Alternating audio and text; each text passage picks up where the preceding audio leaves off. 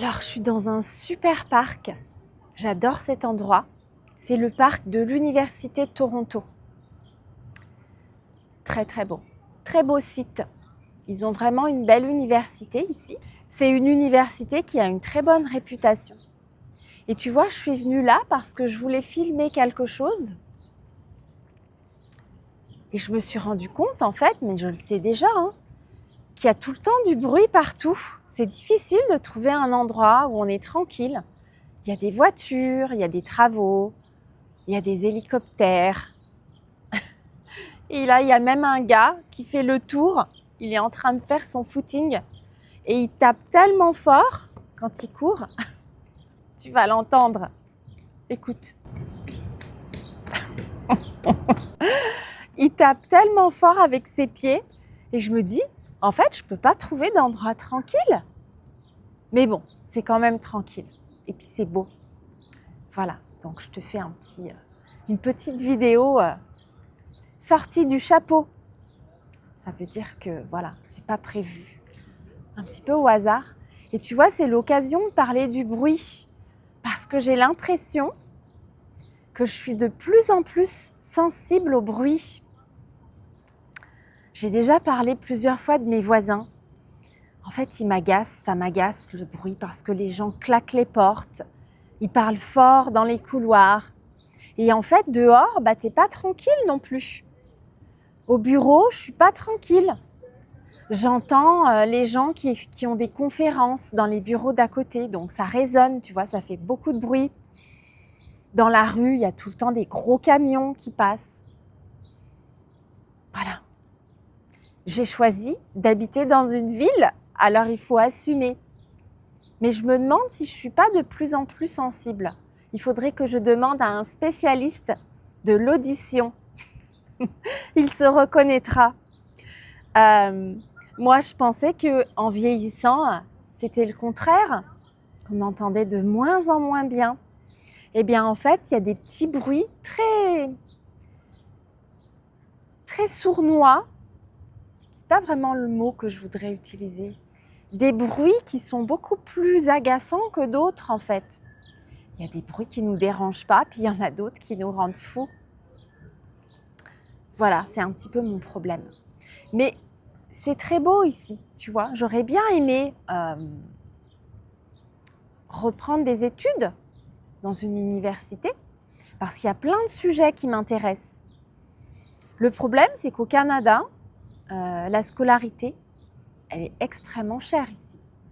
C'est 25 000, 30 000 dollars.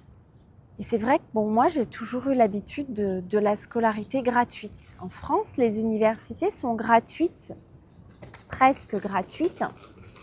Tu payes des frais d'inscription, mais c'est pas beaucoup, tu vois. Je crois que c'est moins de 1 000 €. Je ne me souviens plus exactement à mon époque. Bon, c'était une autre époque de toute façon, mais c'est rien, tu vois. Alors qu'ici, tu payes très cher, très très cher pour tes études. Donc, je pense que ça a des avantages. Quand on paye très cher pour ses études, on est sérieux. On a envie de réussir, on va en cours. Voilà, c'est un investissement pour le futur. Et c'est vrai qu'en France, les universités sont ouvertes à tous.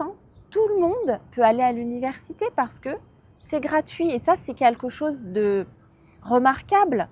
Je veux dire, on ne devrait pas être coincé parce qu'on n'a pas d'argent.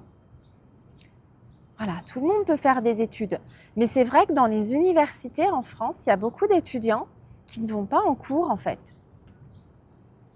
Il y a plein de gens qui abandonnent parce qu'en fait, ils peuvent repasser leur diplôme l'année suivante. Ils peuvent changer. Alors qu'ici, tu vois, c'est beaucoup plus pénalisant. Si tu t'engages financièrement, tu n'as pas envie d'abandonner en plein milieu.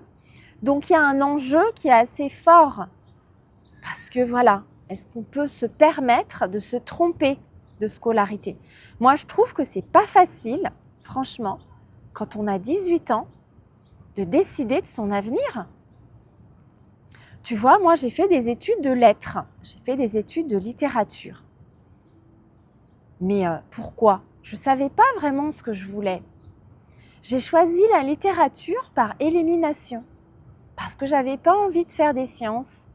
Je n'étais pas intéressée par l'économie. Tu vois, il y avait plein de choses qui ne m'intéressaient pas trop.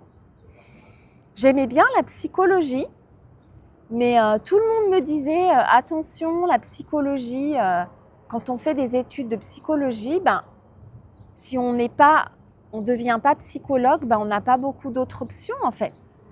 Et je sais pas, je me voyais pas ouvrir un cabinet. Est-ce que tu penses que je serais une bonne psychologue? Je ne sais pas. Je pense qu'on... Alors attends, hélicoptère. Je pense qu'on peut être plein de choses. Pour moi, il n'y a pas de destinée. On n'est pas destiné à une profession. Pour moi, ça, c'est pas possible. En tout cas, à cette époque, j'avais pas envie de m'imaginer avec un cabinet, avec des clients, des patients, on va dire. Parce que pour moi, ça voulait dire rester quelque part. Tu vois, quand tu as un cabinet, tu restes dans ton cabinet et puis tu développes ton activité. Et moi, ça, j'ai jamais réussi à le faire, à m'imaginer rester au même endroit toute une carrière. C'est pas possible pour moi. Donc l'enseignement, en fait, c'était une bonne alternative parce que je savais que je pouvais changer d'établissement, que je pouvais changer de lieu et puis surtout que je pouvais partir à l'étranger. Donc j'ai fait des études de lettres. J'ai pas passé les concours d'enseignant tout de suite. J'ai voulu partir d'abord. Ça, c'était important pour moi parce qu'en France, quand tu es enseignant titulaire de l'éducation nationale, tu es affecté sur un poste et après, c'est très difficile de bouger. Et moi, je voulais bouger. Donc, je suis partie après mes études et j'ai passé la certification quelques temps après, quelques années après. Et je ne regrette pas, tu vois, d'avoir fait ça. Je ne regrette pas du tout.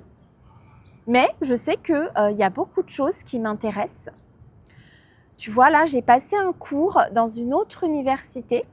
C'était un petit cours d'été. Je n'ai pas pris une année complète, mais j'ai pris un cours de comptabilité parce que je voulais voir ce que c'était. Voilà. Donc moi, j'aime bien expérimenter tout ça.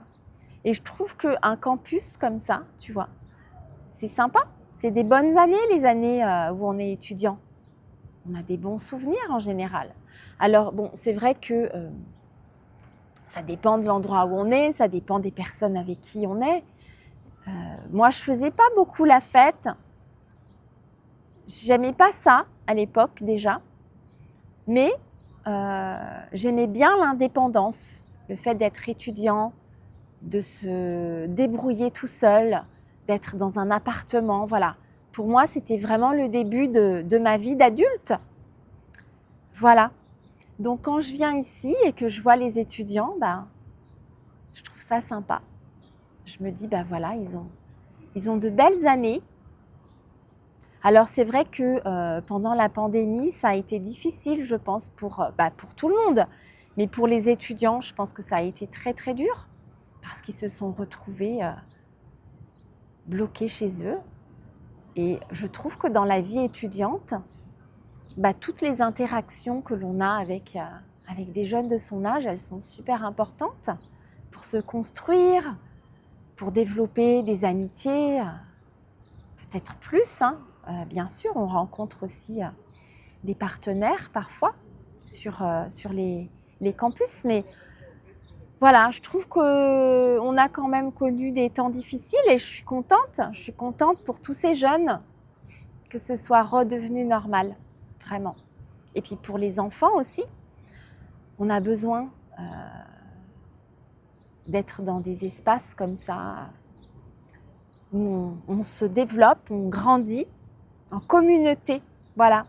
Alors tu vois, quand je parle comme ça, je parle un peu de tout et n'importe quoi, mais j'essaye toujours de faire très attention au vocabulaire que j'utilise pour que ce soit accessible pour toi. Voilà, donc je profite de la fraîcheur, il fait bon, c'est la température idéale, il ne fait pas trop chaud, il ne fait pas froid, puis je suis tranquille, Voilà.